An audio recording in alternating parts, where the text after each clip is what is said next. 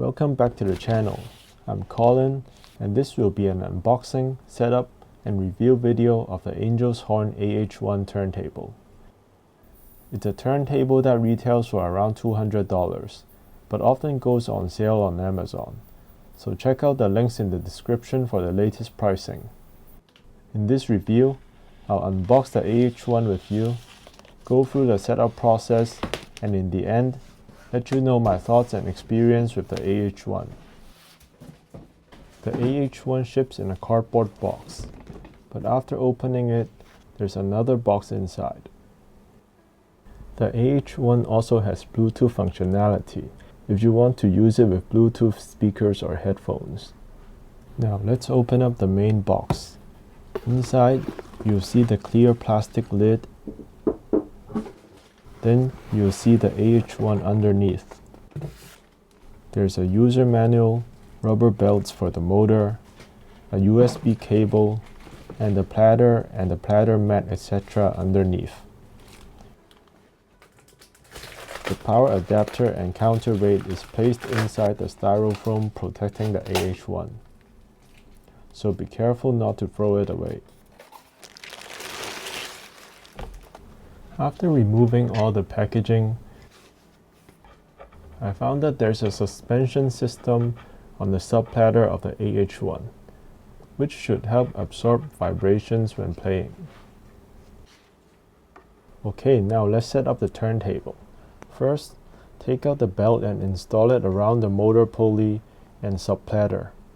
Spin it for a few times and make sure the belt isn't folded.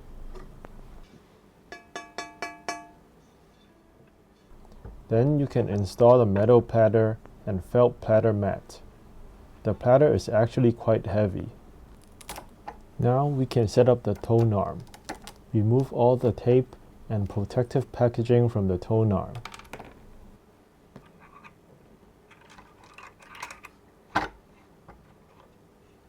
Then release the clip and lever and screw on the counterweight. Rotate the counterweight until the tone arm balances itself out.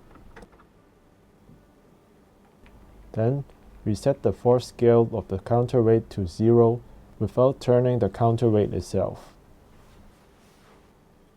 Turn the counterweight 2 full circles to achieve a tracking force of 3.5 grams as recommended by the manual. 1 full circle is around 1.75 grams, so you need to turn it 2 full circles.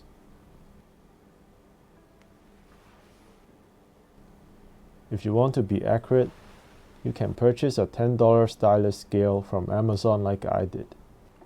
Then we can attach the anti-skate weight to the third groove from the inside.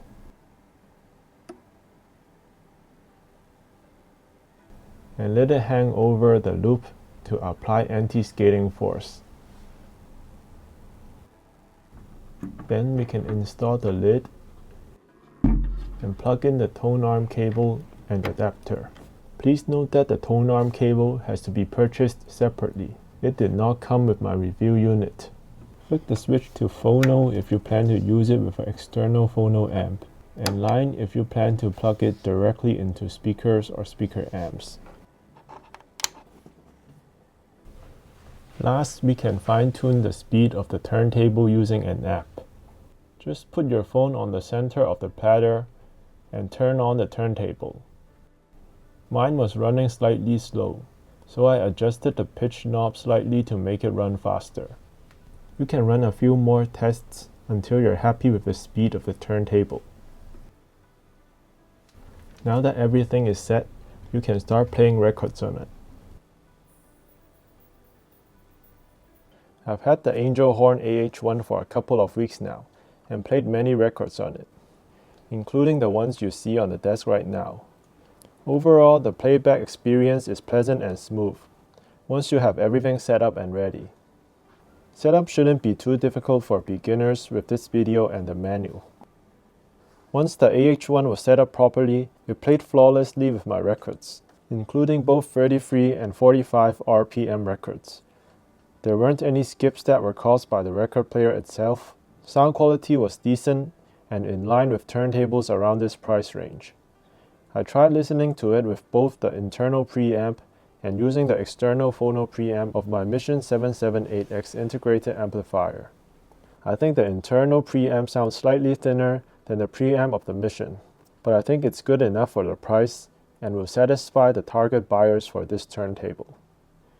And if you really want to upgrade to an external phono preamp in the future, you can do so. But the AH-1 isn't without any flaws. Here are 3 main complaints I have with the AH-1.